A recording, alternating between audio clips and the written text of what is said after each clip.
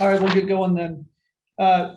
Thank you very much to Flya for hosting us. It's Anna and I'll let Anna introduce herself here in a minute. Flya has been a great partner for us. We've got a number probably of investors on today, which we appreciate, and we appreciate the educational outreach that Flya goes through. So Anna, why don't you introduce yourself, and then I'll introduce myself, and we'll get going. Great, thank you very much. Hey, my name is Anna. I'm also a big fan of this platform and the educational research that it puts out, and I'm very happy to participate on this topic today. This is a great, far-reaching topic. So I'm the founder of Analytics Miami, where I've been publishing long-term market data and trend analysis, mostly on that platform on the Florida markets for the past 4 or 5 years. I'm also a board member of a London-based think tank called PS21, where I speak on macroeconomics and global trends and things like that, which ties in nicely to what we have here. I'm also the founder of liquiditysolutions.org, where we deploy institutional size but private nimble capital along our thesis of where opportunities are shifting in this shift that's going on in the world today. Which will be awesome when we talk about that. And I'm representing Boomerang Finance. Boomerang Finance is a hard money lender. The majority of our exposure is in Arizona, Colorado, and Texas. We've been doing it for since 2009. Our current fund is open since mid-year of 2017. And if you need any data on that, happy to provide that. But again, this is mostly, we're educational. We're talking about today, single family residential. So a few of the topics that we're going to cover, obviously, what's going on with the price in single family residential. I'm not so sure I'm most wildest fan of price action. But what's going on there? Are we looking to crash? Are we looking at seasonality? What does a crash look like anyway? What's going on across the board? To Anna's point, what are some new trends, and then the relationship between multifamily residential and single family residential? The majority of our time we're probably going to spend, we'll see where interest goes, but we'll probably spend the majority of the time on this first part, what's going on in prices. So this first part, I'll talk a little bit, and then we'll let Anna talk a little bit about some of the risks and some of those sorts of things. And really what we're going to do, we're going to spend the majority of our time looking at this one again and again. This is we're going to use two things here. One is the Fred, and then the other one is the, within Fred, we're going to use the Case-Shiller. Fred, you're probably not familiar with. Fred is a tool put out by the St. Louis Fed, the Federal Reserve Economic Data, hence the name Fred. And it's just a great bunch of data. You can get census data, you can get HUD data in there, you can get all sorts of data. There's a few data limitations, but there's a lot of data there, and it's super easily accessible. Within that, we're going to be looking at Case-Shiller a lot. Case-Shiller, as you're aware, is an index of residential homes within the United States. So this is what we're looking at just as a point of reference, or as a point of data clarification. We are looking at price indexes. We are not looking at relative values. We are not looking at trying to figure out which is the most appropriately priced market. If you look at this is just a great kind of graphic. You've got some real spikes in there: LA, San Francisco, Aspen. We may talk a little bit about that. Honolulu, New York. But we're talking about prices. And really, the reason we're looking at a price index, the reason we're looking at a price index is that's much more applicable to investors. Which, if you're trying to deploy capital and you're looking for you're relatively neutral you're very neutral to being able to figure out the individual assets relative to this analysis. You're looking at the returns on those assets. So again, the Case-Shiller. The only adjustment they're going to make on this is we're going to look at 2000. We're going to be looking at 2000. That'll allow us to have more applicability, and that's the index year. So that's what it's going to look like. The first thing that everybody does, am I the wildest fan about it? Probably not. But the first thing that people are going to look at is trend lines. So just an easy trend line. This drives much of the discussion as to, are we overpriced or underpriced right now? So people will just look at a trend line and say, hey, look, 2008, look at the green line. 2008 is pretty easy to understand, right? It was just above trend. And, you can see that it's above trend now. So ergo, we're overvalued. It's a pretty simplistic analysis. It's probably, and by the way, that line is about a 4% rise, which is not where it is. And so, but I think we should put the simplistic, and really what we're trying to concentrate on is this last little bump, right? The big move up. So let's talk briefly about, I'm going to be a little bit rosy, and then Anna can be a little less rosy, right? Or reflect some of the risks. So if we look at the end user, let's look at the end user. This is the pension fund reserves. Basically, it's a proxy for how much cash is sitting around, and you can see, or the amount of liquidity. You can see most of the stimulus actually went into the bank. They had to change the scale. It was so high. So there's a lot of liquidity sitting around. What are they doing with that liquidity? That liquidity, this is mortgage debt service coverage as a percentage of disposable income. Our end buyer, if our end buyer is a retail buyer, a regular mom and pop user buyer, they're in great shape. They're in great shape for a couple different reasons. One reason, interestingly, is that when we had the meltdown, people quit, and you heard Ernest talk about this too. People quit moving. And so that's been a problematic because now we don't have the supply, but they quit moving. And one of the real benefits of them not moving is that now they've got a ton of equity in their homes.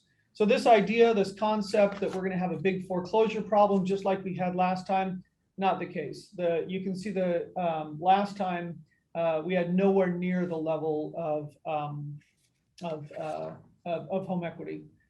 Another way that you can look at it is you can look and say, well, they've got a bunch of liquidity because they're finding money somewhere to make personal consumption expenditures. And another thing you can look at is demand deposits. That's checking accounts, right? And you can just see, again, it's just crazy the amount of liquidity that we've got. Another thing we can look at just real quickly is, last time a large part ostensibly of the pop in the prices was home equity lines of credit. So yeah, that home equity line, you've got a bunch of home equity, but you've been drawing it out, and we just simply have not been doing that this time. The other thing that I want to point out, we talked a little bit about seasonality. Seasonality is a real thing in single family residential. So you can see, all I've done here is gone into the case Schiller and shown the seasonality. It's very seasonal. And you're going to see this again and again while we talk about these things. Another way to see it super simple is this is Google Trends, and you can just see this is housing. This is how people Google and they put in the search term related to housing. This is an all-encompassing housing, and you can just see again. Those are what happens during the summer. We're super interested in later on in the year with the holidays and those sorts of things. We get less interested in it. So when you're looking at this pop, it has absolutely extended the seasonality, but there still is a high seasonal effort, that high seasonal component to it. So that's all so the consumer's in really good shape. We're probably a little extended, but not significantly, but we do have some significant risks. Annie, you want to? Yeah. Sure. Yeah. Just wanted to reemphasize from what you just shared that I think the chart showing that equity is at all-time highs is super important, because that means that it's not built in a house of cards. So when you see a precipitous drop or crash, usually it's debt delevering. It goes poof, and that's what happened last time. And look at that chart. It's very simple. That foundation isn't there. Across the nation, we're at equity levels all-time highs, which is a very strong position to be in, as a separate point from what the ongoing trends are. So that's a very solid point to emphasize, I believe. All right, now going into risks. I'd like to add as a sort of macro overlay on the risk thing, the risks that we're discussing were all in place before, they were all existing and trending before COVID.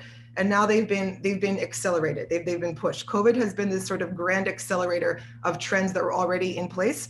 One of them is America's wealth gap, which had been widening before, which is now accelerating. And one is also the polarization of totally disparate belief systems across the country, all that stuff. And so that's all been accelerated by COVID. So when we look at national data, sometimes I feel like those either regional differences and demographic differences get lost because we're looking at national averages. And while some national figures can look not bad or good, if we drill down to how they're actually performing in a demographic or a more targeted geographic area, they're looking different. That's part of the inequality spread that's going. So the first one here we have is the home ownership rate in the US. And this has been trending down for some time. For various reasons. Actually, I can't see the full chart. I think it may have had a small uptick recently, but within this, what's important to point out, I believe, is that we're at an all-time level high of young adults living with their parents, defined as millennials. I believe the figure is 52% of young adults are right now living with their parents, and that actually exceeds levels during the Great Depression when it was 48%. So you could say that's pent-up demand, which maybe it is if they can find a way to purchase, or it's a shifting and a change in habits that's going to have other sorts of repercussions. Like the median age of first-time home buyer hit an all-time high. I believe it's 33 right now also. So people are sort of offsetting house formation, and they're moving more. They're moving around more. So that could be tied to this trend too of the dropping home ownership rate. So if we continue to the next slide, I really love this chart. I think this is such an encapsulation of what's happening. We have tremendous growth in mortgage origination with very high credit scores. So on the positive side, this again shows that we have strong borrowers, right? So it's not liar loans. It's not that stuff that we saw before. On the flip side, this also ties into the inequality gap that COVID is accelerating, and the sort of wealth creation vis-a-vis proximity to the printing press of the Federal Reserve, right? So the actions of the Federal Reserve are benefiting those with financial assets of some sort, whereas those in the lower end of the spectrum are hit extra because they experience job losses and don't have financial assets. So we're seeing that widening gap. So this is a little chart I put together, and going back to what you said earlier, Fred is a really awesome website and tool. You guys should all go see it. You can chart all sorts of data points together. It's really a fantastic tool. So I had this little brainstorm. I was like, let me chart the Shiller Index with the Fed funds rate. And if you look at that last little pop that we're looking at there, which we would look before in the Case-Shiller Index, I don't think that's an accident. This is all part of what happens when you have a global chase for yield. We're seeing the same phenomena around the planet. It's when interest rates are held very, very low, entities are forced to chase for yield, fixed income, all sorts of stuff, because you can't get yield anywhere else. And now it's coming into residential real estate, which we're going to touch upon later. We have private equity groups, REITs, all that stuff buying that. So this is all part of that pattern. It's like our interest rates, Greenspan sort of crossed that Rubicon, and we never unwound and never looked back. And we had an untenable debt situation before. This chart, I love this chart too. This is like, I look at this chart and I contemplate it. Like, where does this go? When you see charts that approach a vertical, that approach an asymptote, historically, just mathematically, they can't go to infinity, so they can't keep going vertical. And there's almost never a graceful exit when charts get this ugly. And they were ugly before COVID, and now they've gotten uglier. COVID has allowed the implementation of measures that would have been completely untenable before. And it's allowed sort of an increase in the runway of monetary policy that was unsustainable and is even more so now. So where all this goes, I don't know. Nobody knows. We have negative yielding sovereign debt for the first time in the history of money, which is not in this chart, but it's also a reality. So where all that goes, no one knows. But I take this as an extreme uncertainty, because this either ushers in some major paradigm shift. Like, we're behaving like a wartime economy in many ways. The world shifts every 80, 100 years. Usually it's due to a war. We don't have a war now, we have COVID, but as far as balance sheets, the confinement of peoples, all that stuff, it's in many ways behaving like a war and forcing habit changes like a war. So what happens after all this, these charts approaching vertical? I don't know, but that's a huge point of uncertainty in my opinion. Next, Demps proposed 20-year mortgage. Okay, so this goes back to the other point I was saying, that 52% of young adults are living at home. And I think this is clearly tied to that point where they're trying to incentivize and offer tools for young people to buy their first home. I believe that to qualify for this, it's not written here, but I read about it. You have to have at maximum 120% median income of your area, and you have to be a first generation home buyer. So they're targeting that young person with the first job to spur that. I mean, at face value, this it could look good, but government programs tend to have all sorts of far-reaching unintended consequences. So we shall see. This is a great article. This has been reported everywhere. It's the commoditization of residential real estate. This goes back to that chasing yield comment that I was talking about earlier. So we have an increase in activity of REITs, private equity groups, hedge funds, professional investors buying single family in bulk across the nation and then operating them as professionally managed rental properties. So is that a bad thing? Is it a good thing? I mean, if people are moving more, do you have to own a house? Like the Swiss have a very low home ownership rate, but they have a stable society. So I don't think it's necessarily a bad thing, especially if the government starts subsidizing people and paying their rent, which may or may not happen. This year shows the iBuyers chart. So yeah, this is tied back to that, the digital buyers offering cash for properties. So if we look at that as a percentage of various cities and their markets, it's not very high yet, but it's new, it's growing. And I see this as a trend that will continue to grow because it makes sense for it to grow. They do a better job managing at scale than individual homeowners renting. And again, this is all part of that chase for yield. And if they're getting it, they're gonna keep doing it. And I like your point there, Anna. It is not all bad, right? So you've got additional buyers, but they treat it, a home traditionally has been a very emotional purchase. You know, and one of the things that drives us, we do commercial, we do some single family residential. And the Gulf, there's this big gulf. But you know, in commercial, we talk about things like value add, and we talk about opportunistic, and we talk about all of those sorts of things. We don't talk about those, but we're starting to, right? We're starting to talk about the ability to add value, the ability to go do these tenant improvements so that they can be rented. So I don't think it's a bad thing, and especially if some percentage of the population decides they can work remotely and they can move more and so forth. I think there's real demand there, and that's not necessarily a bad thing. Yeah. All right, this one I believe shows a number of employees in the real estate industry versus the Case-Shiller index. That's been riding it. So I know I'm actually a governor of the Miami Association of Realtors. We're the biggest association in the country, and I forgot the exact numbers, but we've seen a record high upswing in realtors joining in South Florida. So I'm not surprised because there's when you see home price action like that, people are going to jump into the industry. So next conclusion, yes. So just a general conclusion, you know, there's certainly a lot unknown. Prices do certainly feel extended, but most of that cooling off should be pretty consistent with seasonality. I agree. And the buyers are in good shape, and those financial institutions the iBuyers are paying cash largely also. So yeah. So there's a really strong foundation under all this activity. So while I do think that this is, you know, fueled by low in some significant way, part of that manifestation of the global chase for yield and all that stuff, which is uncertain. People always need a place to live. The iBuyer stuff, all those, they're buying houses for real people, like under $500,000 houses. People always need a place to live, and it's a real need. And so the buyers are strong. So I see that segment of the market actually in surprisingly good shape given the uncertainty in our monetary policy reality here. Yeah. So let's talk a little bit about what a crash looks like, right? So everybody's, you see crash and all that sort of stuff. So Case-Shiller, again, we're looking at this period of time.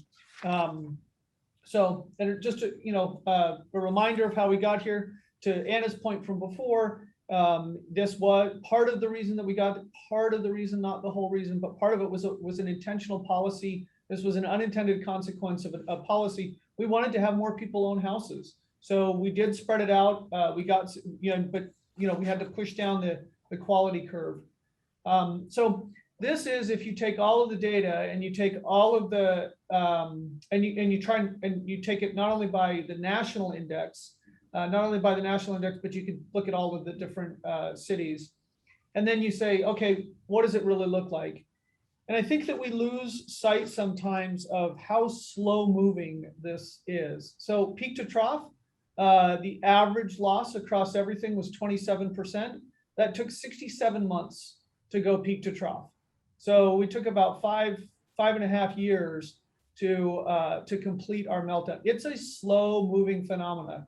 You can see that we're going to talk, I'm going to skip over the majority of the rest of this slide because we're going to talk about this in some other context, but it's a slow moving phenomenon. The other one of the limitations about Fred, they only allow us to go back to 2012 for S&P. That's all they got licensed for. So I'm going to cheat it a different way. But you can see that liquidity has a price. So when we did the stock market meltdown, we did not follow in the real estate markets, but people were trying to raise cash. They did that via a liquid instrument.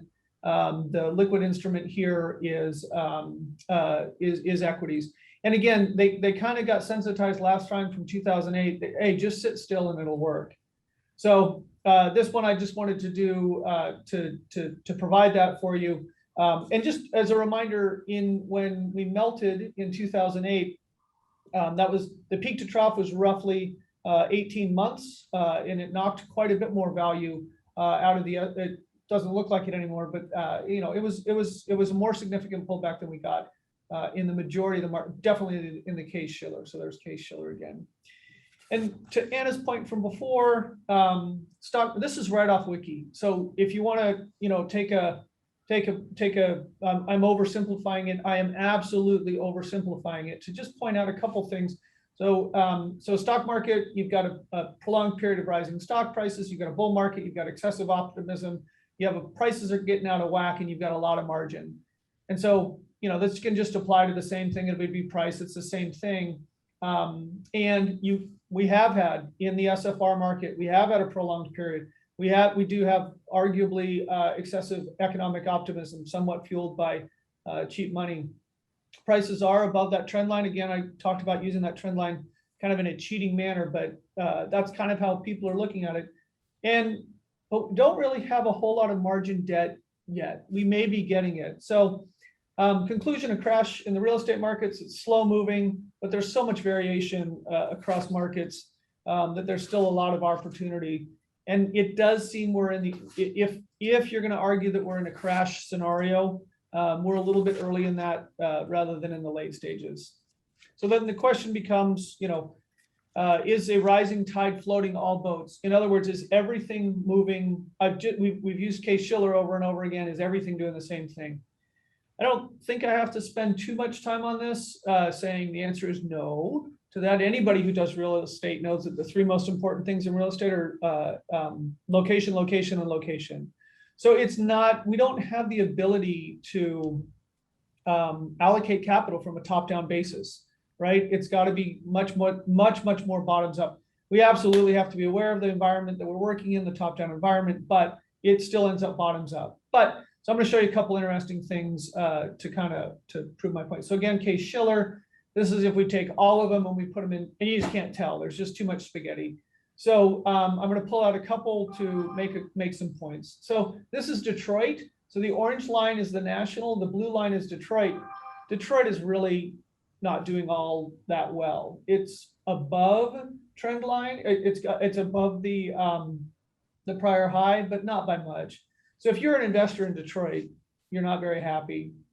This is Chicago as well. So Chicago takes that same thing and it makes it even worse. So again, the orange line is national. The blue line is Chicago. Chicago is not even back to its highs. So what's going on here? And in fact, Chicago is so bad that they are demolishing houses. So there's this huge demand for houses. We are under invested in homes. Well, Springfield, right outside of Chicago, they're destroying houses.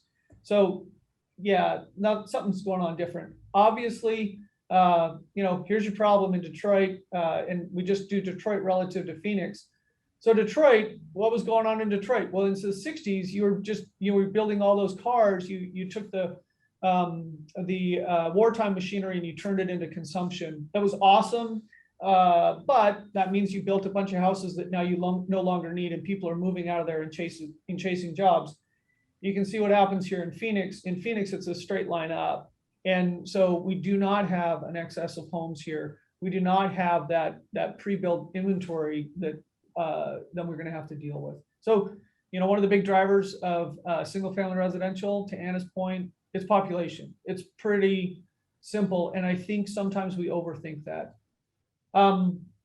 Different market, San Francisco. So San Francisco looks like a high beta market.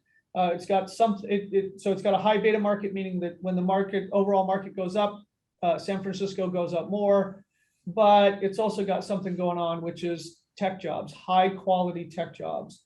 And if you want to put that one in spades, just look at Seattle. Seattle was kind of moved in line, was a little bit of a laggard. Now it's absolutely a leader based on those high quality, high paying tech jobs.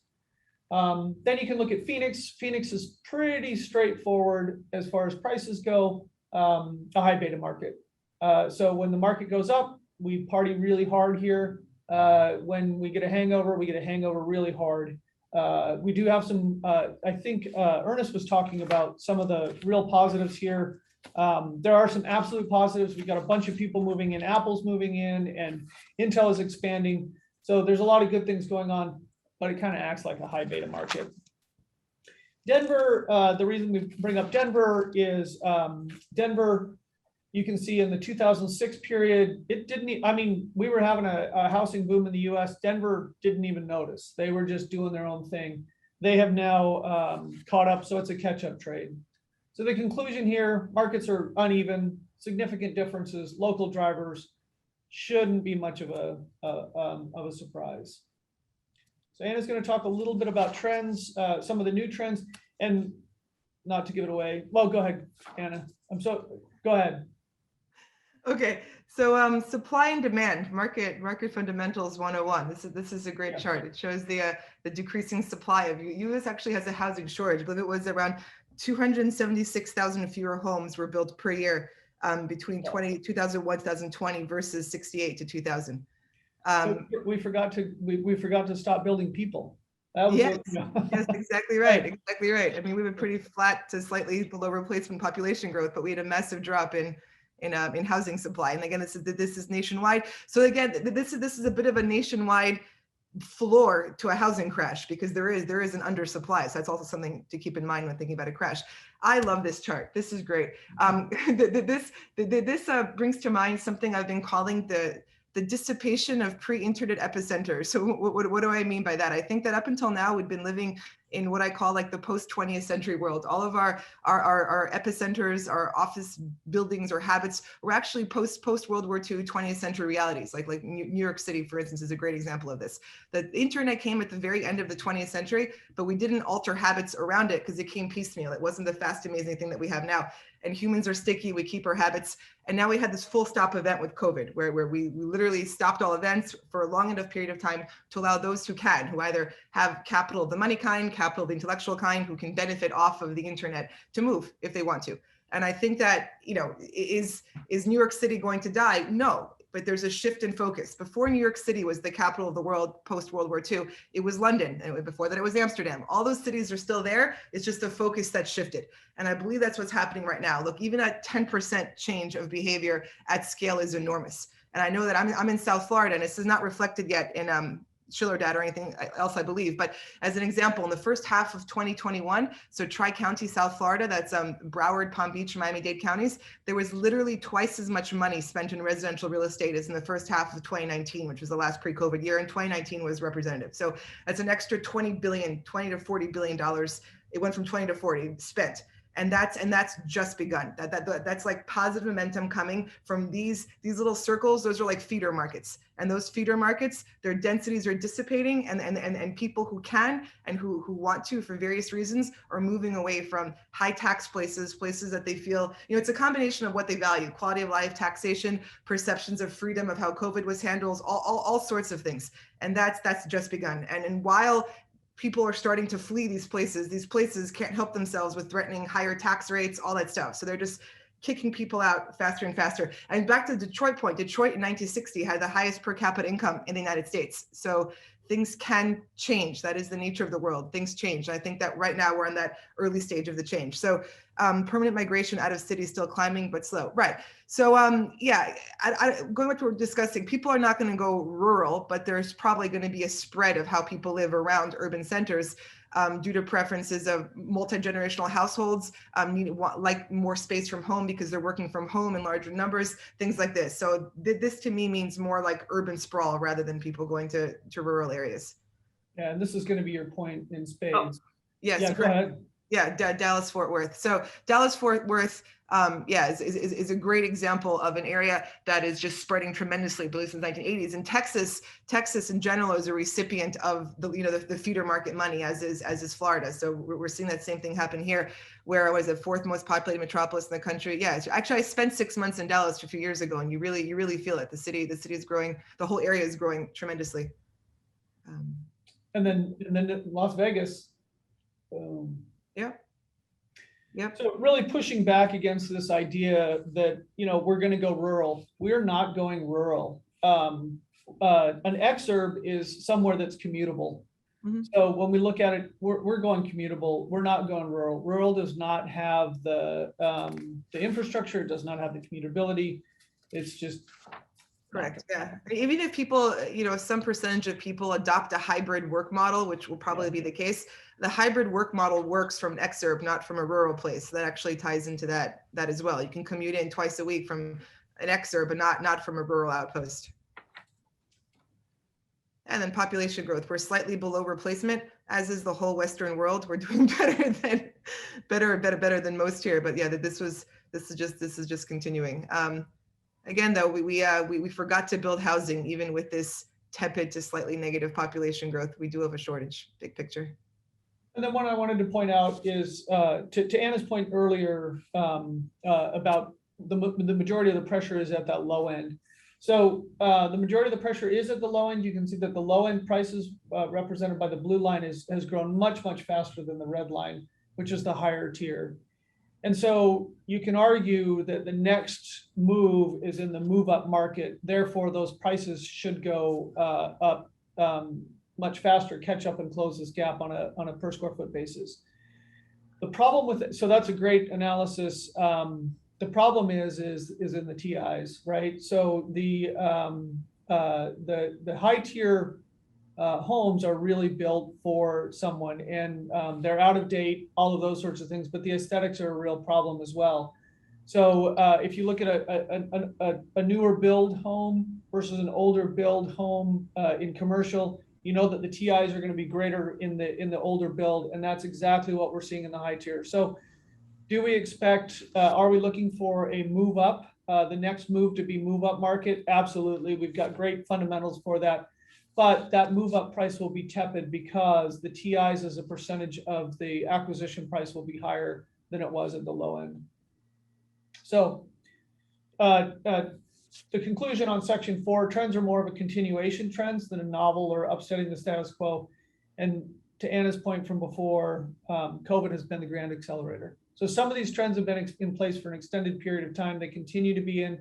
There are some kind of new nuances to them, but again, it's more of a continuation than anything new.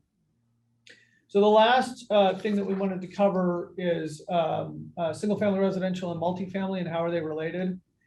And the answer is they're super highly correlated, even to the extent of seasonality. So this is Zillow data, and what they've done, what we did, this is you go and create a rent equivalent yield. And once you have a rent equivalent yield, then you can turn a multifamily into single family, or you have the price so you can compare a single family residential price against a multifamily, right? Housing is one of the great examples of substitute goods, right? I can live in a multifamily, or I can live in a single family. It's all about price. And this would show that multifamily has taken, there's a gap in multifamily that multifamily can catch up. Multifamily takes longer to build and those sorts of things, but multifamily and single family are highly correlated, even on a short-term basis.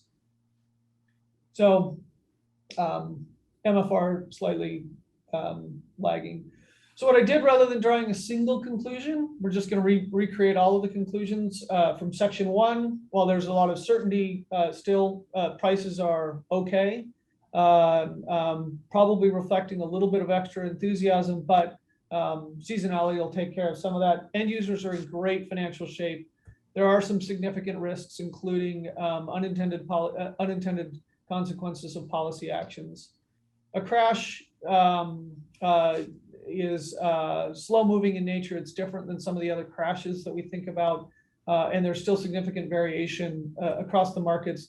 Again, in section 3, location. You got to look at the local drivers. Trends are more of a continuation. It is raised to the power of COVID. COVID has been an accelerator, but the analysis that you're going to put in is pretty much the same as the analysis. And this work from home isn't really showing up. it is showing, it is manifesting itself nowhere near as the hyperbole that you'd see in the press, in the press. And then single family and multifamily are highly correlated. MFR is a little bit behind at this point. I'm sure that that makes some of the multifamily developers pretty enthusiastic for that. But that's what our research would look around. And you know, at the end of the day, Rob, from the presentation before, you know, so how are you going to take advantage of it? He characterized it pretty well. He said he drives around. It's a relationship business, and it's a lot of work. And that's, if you're trying to invest in assets in single family residential, that's still the way that it works. We're getting some of the feed over from commercial, some of the discipline from commercial, some of the ways of looking at it and analyzing it from commercial. But at the end of the day, this is still very much a one-by-one type of transaction. And any other real conclusions? Agree. And I would just also put this within the context of a more sort of multipolar reality. That's why we're seeing hot action in what were previously, or what still are, secondary cities. I think that, again, even a 10% change of behavior at scale is enormous. So New York is still going to be New York. There's still going to be San Francisco, although San Francisco had the highest record high on drop year-over-year median rent ever. It was like a 40% drop in 1 month on 1 and 2 bedroom rentals. But anyway, having said that, I think that as far as investing now, I think it's important to look at what these new emerging sort of polarities are, where that change of behavior is flowing and where the money is flowing. And I think that those changes are still early days.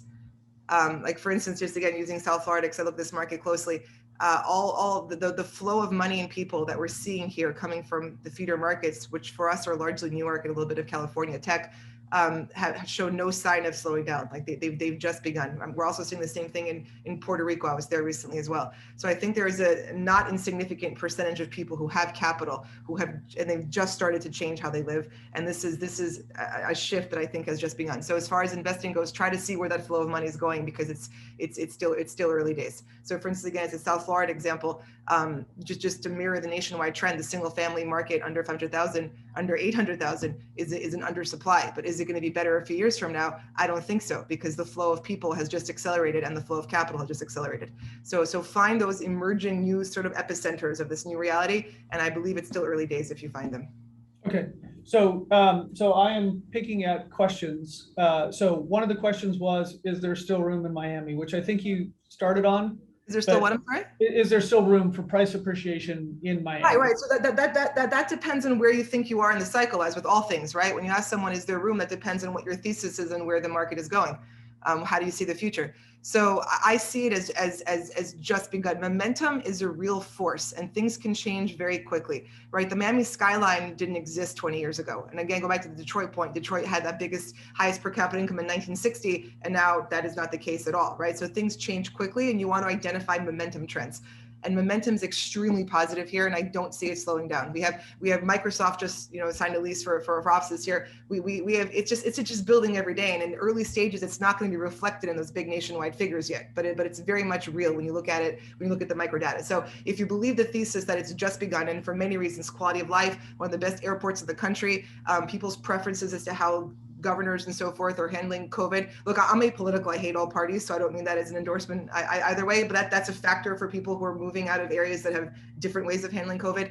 So all that stuff has just begun. And actually it's bigger than COVID, because once they get here and they see the higher quality of life, the lower taxes, more businesses moving here, it makes more sense for them to be here. And then more people start coming. And then again, our feeder jurisdictions have a negative momentum cycle. And that's a very real thing too.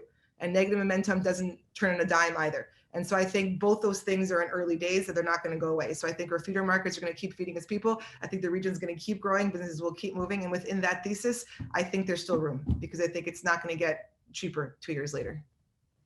Okay, another question for you, I think for you more than for me. How does ZIRP end? How does zero interest rate policy? What are you looking for? What are you looking for as an indication that it is the beginning of the end? I don't know. Those 2 Fed guys resigning recently. No, I'm kidding. Yeah.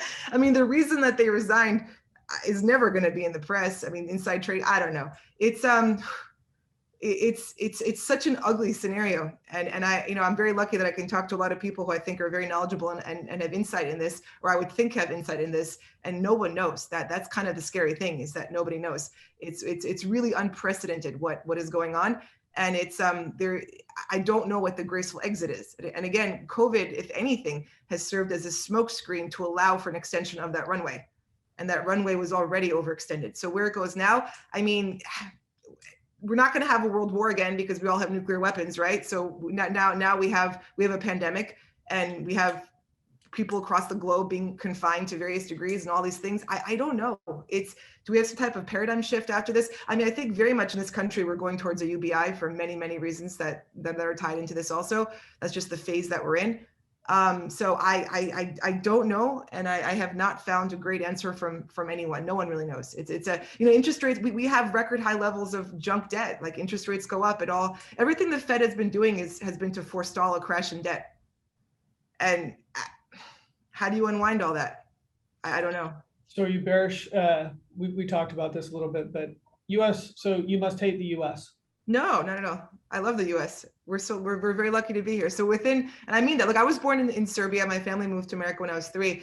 And I'm a big believer in the general hockey puck upswing of human development, right? Even if you look at the 20th century, there were all these atrocities and calamities, 2 world wars, nuclear bombs dropped, all these things, right? So even within the mayhem and suffering of all these events, you had enormous improvements in quality of life, right? My grandma was born in 1923 in Macedonia. They didn't have phones in her house. And now she's 98. She's amazing. She's still alive. And then now I talked to her on a video chat on a device that would have been magic 30 years ago, let alone when she was born, right? So I'm a big believer in human progress. So as different as the world was 100 years ago, it's going to be that much more different going forward, right? So you just have to avoid being in Hiroshima when the bomb is dropped, literally and figuratively, right? As long as you weren't there, and you benefited from the upswing of the 20th century. And I think the same thing holds true now. Going back to what I was saying, is you want to try to feel where the positive momentum is going, because there's always positive momentum, and you want to align yourself with that and let go of the belief that things are going to stay the same. They never do. That's the one constant that we have. And I'd point out, the other 2 things you're looking for is rule of law, which the United States has respect for rule of law, and then mobility, the ability to take advantage of any the capital that you can develop on your own, or some of those opportunities. I agree. And yeah, we've still got net migration inbound in the United States. I think that'll continue to be, maybe we export democracy and those sorts of things. But I ask people, where else would you rather live? Where else would you rather live? We're very lucky to be here. Right. So, if you're going to sell the US dollar, you got to buy something else. So, yes, exactly. And that's not some ridiculous statement of saying, oh, there are no challenges or things that could be better. Of course, there always are. But where else would you be? I think we're super lucky to be here. And we're a big country that was, built in a federalist system we don't really have anymore, but we still have differences in implementation and quality of life across states. So you can pick what you like. Go where you like and build your life there. We're lucky that way. Yeah. Another couple, we seem to have reflected quite a bit of bearishness on Chicago. There's still opportunities to make money in Chicago, and the answer is absolutely, right? It's all about price. If you can factor in the fact that there's excess capacity, it's being taken offline, you can get a good price. You can look at a declining, a potentially declining or a slower than average growth rate in rents and those sorts of things. You can there's still, again, it's local. Is there opportunities to be made even in a declining market? Yeah. Back to the point, it's not a top-down market, it's a bottom-up market. You're going to be able to find opportunities really wherever you really throughout the United States. You should be able to find opportunities. Again, though, it is hard to deploy capital from a top-down basis in this market. Institutions are going to have a hard time, are going to continue to find a hard time doing that. They're going to cycle through these portfolios that they purchase. It's going to work for them. I think it's going to work for them. But top-down allocations are difficult in this market, in this asset class.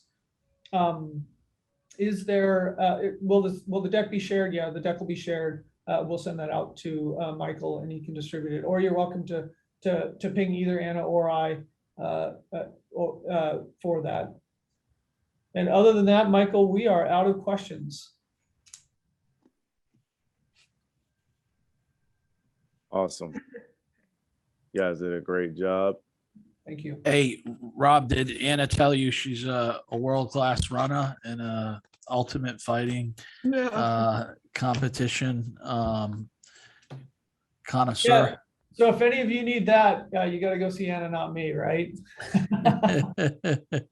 No, I thought this was a very interesting conversation today.